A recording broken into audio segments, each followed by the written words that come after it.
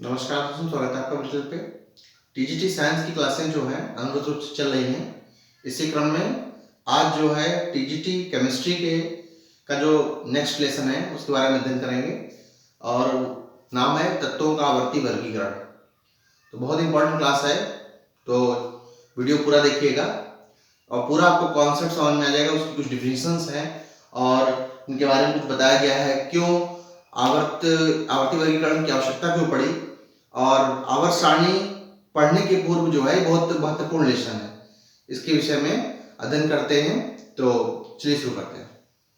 तो सबसे पहले जो बात आती है कि तत्वों का आवर्ती वर्गीकरण, इनकी आवश्यकता क्यों पड़ी। सबसे पहले ये जानते हैं, जब तत्वों की संख्या दिन पर दिन बढ़ने लगी, पहले 20 तत्व 30 40 ज्ञात थे, उनके बारे में जो फिजिकल और केमिकल प्रॉपर्टी थी उनके बारे में जानने लगे, तो समस्या ये आई कि इनको हम याद कैसे करें। इनका कोई क्रम तो होगा, तो हो सकता है कोई एक सिस्टमेटिक क्रम हो तो जिसके आधार पे हम याद कर सकते हैं। तो एक तत्व के बारे में जान लें तो बाकी उसी के समान जो दूसरे तत्व हैं उनके बारे में भी वही प्रॉपर्टीज होंगे, हम पता लगा लेंगे। तो सभी लोगों ने, जितने वैज्ञानिक थे, उन लोगों ने क्या किया कि उनको क्रम में रखने का प्रयास किया। किसी ने जो है 3 के क्रम में रखा, किसी ने 5 के क्रम में, किसी के 8 के क्रम में, इस तरह से रखा और ये देखा कि ये जो तत्व हैं क्या समानता व्यक्त कर रहे हैं। कुछ लोगों को कुछ सफलता मिली, कुछ लोगों को बाद में उसका अपवाद बना। इसी क्रम में आवर्त सारणी का विकास हुआ। तो समझ में आ गया होगा कि आवर्त सारणी की जो आवश्यकता है वो क्यों पड़ी, आवर्ती वर्गीकरण क्यों किया गया। अच्छे से अध्ययन करने के लिए, क्योंकि वर्तमान में लगभग 115-120 तत्वों की खोज हो चुकी है। इतने सारे तत्वों का एक साथ सभी का अध्ययन और इसकी इतनी सारी प्रॉपर्टीज होती है, उनका अध्ययन एक साथ संभव नहीं है। तो उनमें से कुछ तत्वों का अध्ययन अगर हम कर लें तो बाकी उनके समान सारे तत्वों का जो अध्ययन होता है अपने आप हो जाता है। इसलिए आवर्त सारणी बहुत महत्वपूर्ण। अगर आवर्त सारणी का अध्ययन कर लें तो जो इनऑर्गेनिक केमिस्ट्री है या केमिस्ट्री का जो भाग है वो आपका लगभग 50% कंप्लीट हो जाता है, अगर आप अच्छे से अध्ययन केवल पीरियोडिक टेबल का कर लें। तो इसमें सबसे पहले शुरुआत हुई तो एक वैज्ञानिक थे डोबेरेनर जो वैज्ञानिक थे, उन्होंने ट्रिक बनाया। ट्रिक का मतलब होता है 3 दिन के क्रम में 3 दिन का क्रम लिया, फिर से जो चौथा था फिर उसमें आ गया, फिर ऐसे आ गया। यानी कि ये जो 3 थे शुरुआत के, ये समानता व्यक्त कर रहे थे। लेकिन ये जल्दी ही ये क्रम जो है असफल हो गया, फेल हो गया। और इसके बाद जो नेक्स्ट वैज्ञानिक आए उनका नाम था न्यूलैंड्स। उन्होंने अपना अष्टक नियम दिया। अष्टक नियम का मतलब समझ रहे होंगे, जो हाइड्रोजन रखा, यहां मान लीजिए दूसरा कोई तत्व रखा, फिर तीसरा रखा, इस तरह से इन्होंने 8-8 का क्रम बनाया, जिसको हम न्यूलैंड्स का अष्टक नियम कहते हैं। न्यूलैंड्स का अष्टक नियम कहते हैं। और इन्होंने जो कॉन्सेप्ट अपनाया, सिद्धांत अपनाया परमाणु भार के बराबर। परमाणु भार जो है उनको आधार माना कि सबसे पहले सबसे कम परमाणु भार, फिर उसके बाद ज्यादा, उसके ज्यादा, उससे क्रम बनाया। तो ये क्रम भी जो है नहीं साथ दिया और फेल हो गया। इसके बाद मेंडलीफ ने इसी अष्टक नियम को आधार मानकर अपनी एक आवर्त सारणी बनाई और उन्होंने एक आवर्त नियम दिया कि सभी तत्वों के भौतिक और रासायनिक गुणधर्म जो है वो उनके परमाणु भारों के आवर्ती फलन होते हैं। अर्थात कि हर 8वां तत्व जो होता है वो पहले तत्व से समानता रखता है। उन्होंने नियम जो दिया था वो परमाणु भार पे दिया था, वो कहलाती है मेंडलीफ की आवर्त सारणी। उन्होंने जो भी आवर्त जो बनाए थे वो परमाणु भार के आधार पर बनाए थे, जिसके कारण उनके जो परिभाषा बनी वो तत्वों के भौतिक और रासायनिक गुणधर्म, तत्वों के वो उसके परमाणु भार के आवर्ती फलन होते हैं, ये परिभाषा बनी। लेकिन उनमें समस्या आने लगी। प्रॉब्लम क्या आने लगी कि जो सबसे पहला तत्व, सबसे हल्का तत्व, आपको पता है हाइड्रोजन, इसका स्थान क्लियर नहीं हो पाया। इसका स्थान पहले ग्रुप में भी आ सकता था और हेलोजेंस के साथ भी आ सकता था। हेलोजेंस जानते हैं आप, फ्लोरीन, क्लोरीन, ब्रोमीन, आयोडीन, मतलब हेलोजेंस के भी साथ आता है। तो ये क्लियर अभी तक नहीं हो सका, मतलब उस समय तक नहीं हो सका कि किस पे रखा जाए। इसके बाद एक बड़ी समस्या ये आने लगी कि जो कम परमाणु भार वाले तत्व थे वो आगे आ गए, मतलब वो पीछे आ गए, और जो ज्यादा परमाणु भार वाले वो पहले आ गए। जैसे मान लीजिए दो हैं, इसका परमाणु भार 105 है, इसका परमाणु भार 103 है, इसको पहले आना चाहिए, ये बाद में आ रहा है, इसको बाद में आना चाहिए, पहले आ रहा है। तो ऐसी कुछ छोटी छोटी प्रॉब्लम्स क्रिएट हुई, और जो मेंडलीव का आवर्त नियम हो कालांतर में उसको, उसमें दोष कई निकल आए। उसके बाद एक ऐसी आवर्त सारणी की आवश्यकता पड़ी जो काफी जो है ऐसी हो जो काफी तत्वों को अपने रूल में समाहित कर ले। तो जो आधुनिक आवर्त सारणी का उदय हुआ, आधुनिक आवर्त सारणी का विकास हुआ, जिसके आधार पर हम कह सकते हैं दीर्घाकार आवर्त सारणी बनी। कौन सी आवर्त सारणी बनी? दीर्घाकार आवर्त सारणी।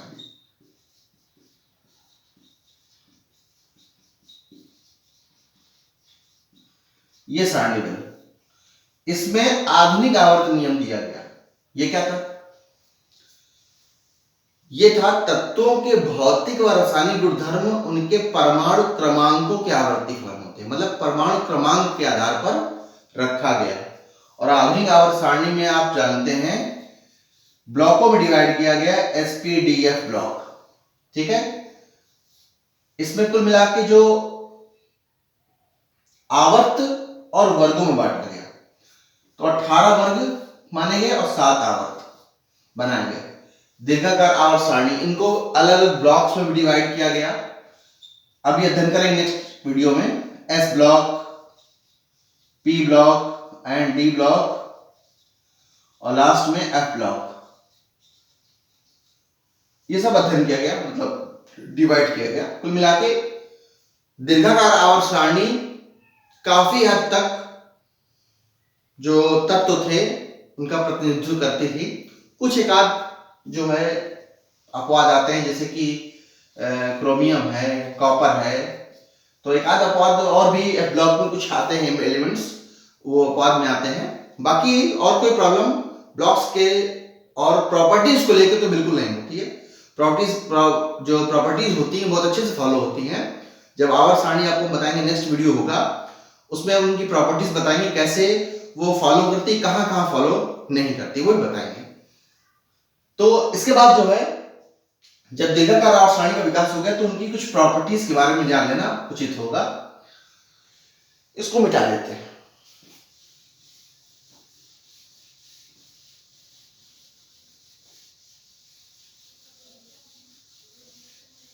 सबसे पहले कुछ डिफिनेशंस है, इनको जानना जरूरी है आपके लिए, और इसी पर बेस्ड कॉन्सेप्ट होता है आयनन विभव।